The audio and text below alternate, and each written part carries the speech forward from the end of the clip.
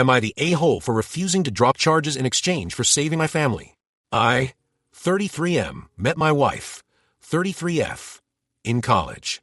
It was a long-term physical relationship that turned serious at the end of our senior year. After graduation, I didn't have plans, so I decided to move to her hometown, major southern city.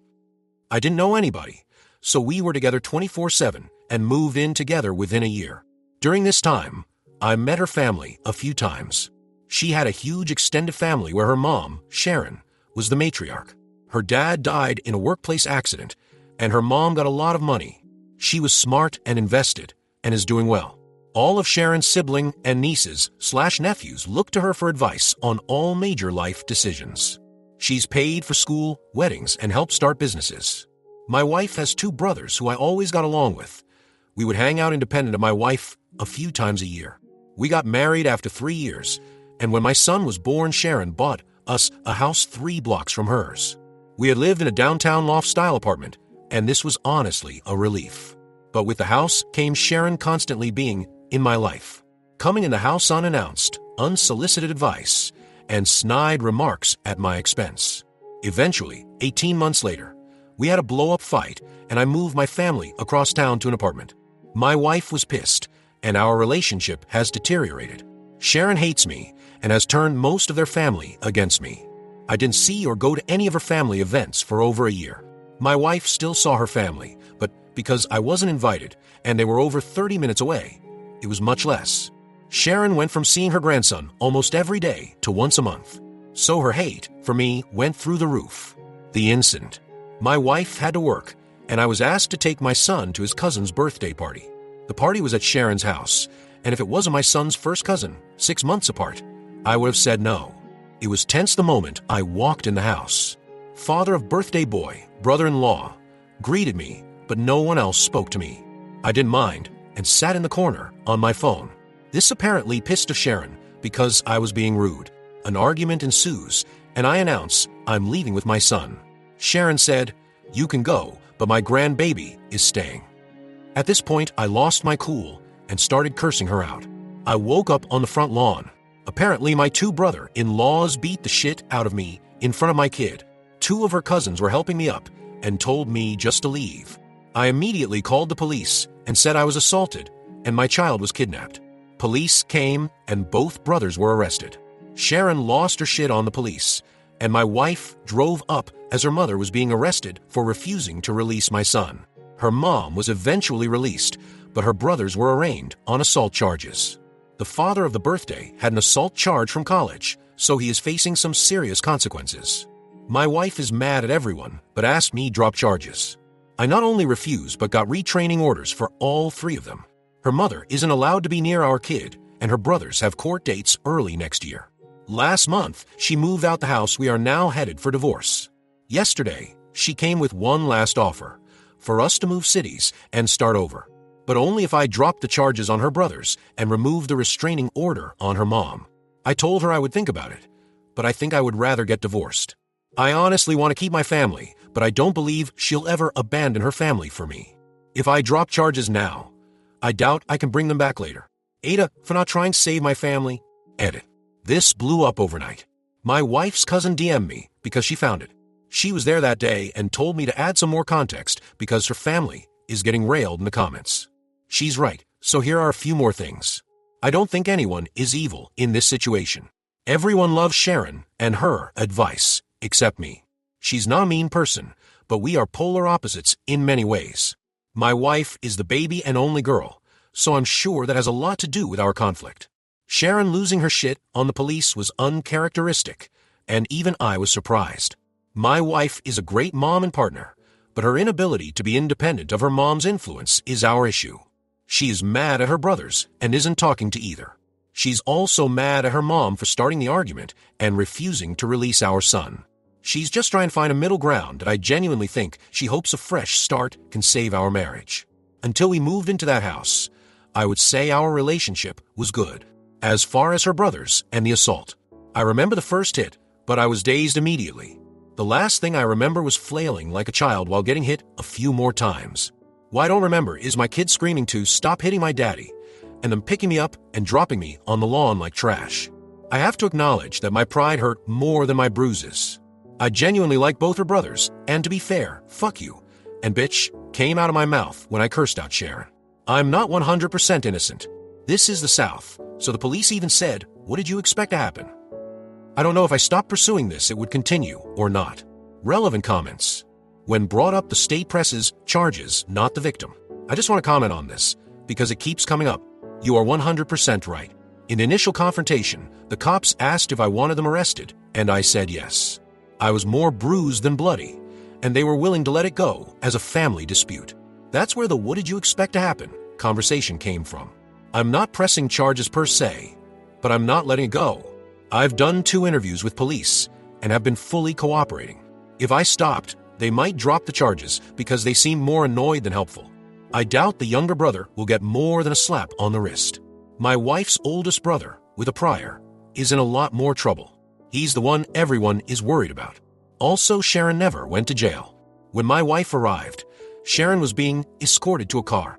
My wife and her 2 uncles got Sharon to calm down, and they let her go. She wasn't being violent, but was cursing and blocking them from entering the house. The only thing positive about the arrest, and Sharon's almost arrest, was it made getting a restraining order way easier. But even that took a month. Also, I had never talked to a lawyer, for any reason, or had any trouble with police. I honestly don't know how any of this works. I just found out the difference between parole and probation a few weeks ago. OP on Sharon, the mother. Commenter. Sharon is not a good mother. Her habit of buying everything for everyone is robbing her grown children of having their own achievements, which builds character, mental toughness, maturity, and pride in themselves. A better parent would have matched their savings for down payments. Obviously, there was a price to be paid for her investments in their lives. She is able to make major decisions in their lives. She is able to walk right in like she owns the place, because she does. It sounds like she is an overbearing, iron-fisted, suffocating presence in their lives. Oh, I keep feeling like I'm defending this woman, and trust me, I'm not. But she started flipping houses in the 90s, before it was a thing. She always kept her job as a nurse and kept investing in new properties. She helped both her brothers start their own construction business, and 5 nieces/nephews now work in real estate. Her 2 smartest moves were: she was an early iPod user from her time as a nurse and invested heavy in Apple stock in 2002. 2. She pulled out of big real estate investments in 2006, a little early, and sat on her money until 2010. Then she bought up a ton of property. The woman is smart and accomplished, so everyone sees her as this messiah of wisdom. So when she deemed me an asshole for not wanting her in my house constantly, and then a bigger asshole for moving my family across town, everyone fell in line. If Sharon thinks he is bad, he must be bad. Update 1. 4 months later. I've been wanting to write and update and answer questions for a while, but after my original post, many Reddit lawyers reached out and told me to stop talking immediately. Since things were very uncertain, and my divorce wasn't settled, I decided to not respond or update anything until things calmed down. A lot has happened to so many people involved, so I think I'm just going to break it down by person. Me. I moved back to the West Coast, where I am originally from. I decided to move forward with the divorce, so I moved home. Furthermore, I had nothing left for me in that city, as I only had a few friends, my son, and a lot of bad memories. My ex and son cried a lot the day I left, and that hurt my soul, but it was best for all parties involved. So I moved back home to be around my family and my support system. I got a good paying job, and I'll be subletting a 2-bedroom apartment starting next month. My son spent the holidays with me, staying with my parents, and I plan to see him on Easter. Going forward, and laid out in our custody agreement, my son will stay with his mother until he is 12. I'll get him Easter and summers, and we'll switch Christmas and Thanksgiving every year. When he's 12 and needs a father figure, he'll come live with me until he is 18. I talk to my son every day on the phone for at least an hour, and I'll try to fly out there a few times a year. I can't shake the feeling that a piece of me is missing, and wish it was just my son, but I miss my wife too. My ex-wife. So the divorce is basically settled, and I obviously didn't move away with her. In the end, she saw my post and saw the comments and realized that she shouldn't have asked me to stop pursuing the case. She asked again, saying we could move and just get away from her family. Too much had happened, and our relationship was a shell of what it was. We both said and did things we forgave, but can't forget. I wish this was a movie and I could just say love conquers all, or fuck her, she is evil. but that isn't real life. I'm torn between both loving this person and knowing we aren't right for each other. While she didn't want to move forward with the divorce, she didn't fight me on it either. We were able to settle everything without lawyers and only use them for paperwork and fine details. We talk daily because of our son, and she says she's doing well. But last time I FaceTimed her, I can tell she isn't eating. My sister said it's post-breakup hotness, whatever that means, but she looks more sick than hot. She hasn't spoken to her brothers since that day and blames them for a lot of what happened. She and Sharon's relationship is also very strained, and they barely talk as well. Ironically, she is hardly speaking to the family she was so desperately trying to keep together. I honestly wish she would talk to her family again, because I worry about her a lot. People were very mean to my ex-wife, saying she was a terrible mother and wife. I think she lives for her and would die for her family, and all her actions were to keep us together. She told me her two biggest regrets were moving into Sharon's house and moving out of our apartment. Those two actions caused most of our problems. She is a great mother to my child, and I will always have her back. The brothers. I didn't expect much as far as punishment in this case. They both plead out to a simple assault, which only had minimal consequences. Both brothers spent a night in jail, got fines and anger management. The older brother had a prior incident that I mentioned in the earlier post. It was a bar fight in his early 20s, and he hit a guy with a bottle and got an assault charge. Since that case was over 15 years ago, and he's married, pillar of the community, etc., he was given probation for a year, and that was the end. Both brothers have partners in life, and the oldest one is married. I've known his wife for many years, and we've always been friendly. Because of the restraining order, both spouses reached out on behalf of the brothers to speak to me. I barely knew the younger brother's girlfriend, but since I knew the wife, I spoke to her. She said both brothers regretted their decision, and she asked me to lift the restraining order and not to pursue charges. We had a brief conversation, but I simply told her I don't forgive her husband and BIL, and I'm moving forward with both. As we ended the conversation, I told her not to call me again, and I haven't heard from either brother since. I don't know anything beyond what the ex tells me, and she isn't speaking to them. Sharon. So I did have it out with Sharon, and it went about as well as you can imagine. Here is a little backstory to our relationship. Let's start by saying my ex and her family are devout Christians who go to church weekly. I'm a lapsed Catholic who goes to church 3x a year. I live a very moral and ethical life, but my belief system isn't centered on the church. Furthermore, I consider myself a moderate liberal, and their family is moderate conservatives. I'm down the Second Amendment, and Sharon supported gay marriage. Ideologically, we were far apart, but agreed on important things in life. The real problems began when my son was going to be baptized. My mom wanted to get our son baptized Catholic, and Sharon wanted him baptized Protestant. Lots of snide remarks about Catholics were said, but I let it go at the time. The ex and I decided to wait and let our son decide, which Sharon hated. When my ex started going back to church, and I wasn't in attendance, that further widened the divide. Her family would go by Sharon or someone else's house after church for lunch/dinner, and I either showed up later or not at all. Every time Sharon didn't agree with a decision we made as a couple in regard to our lives, especially my son's life, she would start leaning on my wife and pressuring her behind the scenes. We would literally make a decision, and she would go to her mom's house and then come back with a different opinion. The most frustrating part is she stopped trying to talk to me at all. She would literally just call me wife and get her to change her decision. The big fight that led to us moving out was that my son wanted to play soccer and not football, but my wife's family is a huge football family. We agreed for him not to play football because he didn't want to play, and our concerns about CT. My wife comes home one day and does a 180, saying that she signed him up for football. We start arguing, and Sharon comes in the house unannounced and joins the conversation, saying, "We decided it would be good for him." I got pissed and told him Sharon is not my son's parent and my ex shouldn't be so weak when her mom is pressuring her to do something we decided not to do. Then, she said the words that sealed the deal. My opinion should matter. I bought the house. I started looking for a new apartment that night and never looked back. So when we talked, and neither of us raised our voices, but it was a nice conversation. I started and apologized for calling her a bitch, and she apologized for trying to keep my son without my permission. She flat out told me she wished my daughter never met me, and that I've ruined her family. That her sons have criminal records now, one already did, and it's all my fault. She then started crying about not seeing my son and how she lost her only daughter. I told her she was manipulative and used her money to control the family, that she only didn't like me because she couldn't control my decision like her weak-willed family.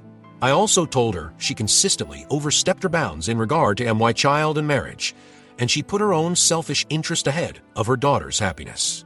After spending an hour calling each other assholes in different ways, we ended things in the same place. In the end, I told my ex her mom could see my son because Sharon loves him unconditionally and he loves her. Call me stupid, but I think family is a big part of your upbringing. My mom isn't around him enough, and every child needs a good grandma. The ex said she has been to a few family situations that were hard to avoid, wedding, funeral, Thanksgiving, but she leaves when her brothers come, and my son doesn't leave her side. Sharon has seen my son, and he's played with his cousin, birthday boy from Original Story, but she's keeping him from the family for the time being. My son. He's having a hard time with everything. It's not the fight, he thinks we were wrestling. He misses me a lot, and cries on some of our phone calls. He's in therapy, and all the sessions are about missing his dad and why we can't live together. It's been a few months, and it's slowly getting better, but we ruined his childhood, and I take my share of responsibility in that. The cousin. She is my wife's first cousin, but they are more like sisters. Sharon is her aunt by marriage, and she was the first to warn me about the family. She was also eviscerated by the comment sections for having me add to the story. She told me I was out of line for calling Sharon a bitch, but didn't feel I deserved to get beat up. Likewise, she also grabbed my son when the fight happened and took him away. She was the one who told my son we were wrestling, and she called my wife to come immediately. When Sharon was being handcuffed, the cousin came outside holding my son. I told her give him to me, but she pointed at my swollen face and asked if she could hold him. I trusted her enough in that situation to care for my son, so I respected her enough to add those details.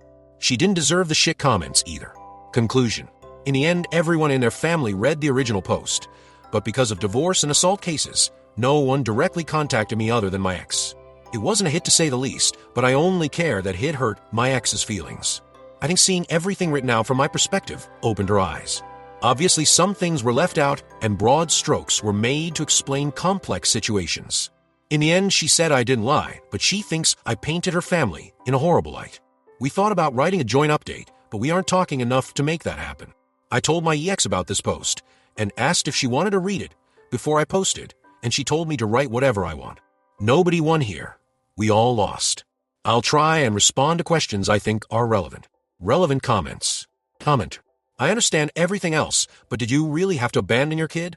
Oh, I knew I would get destroyed for this, but abandon is a strong word. I didn't abandon my son.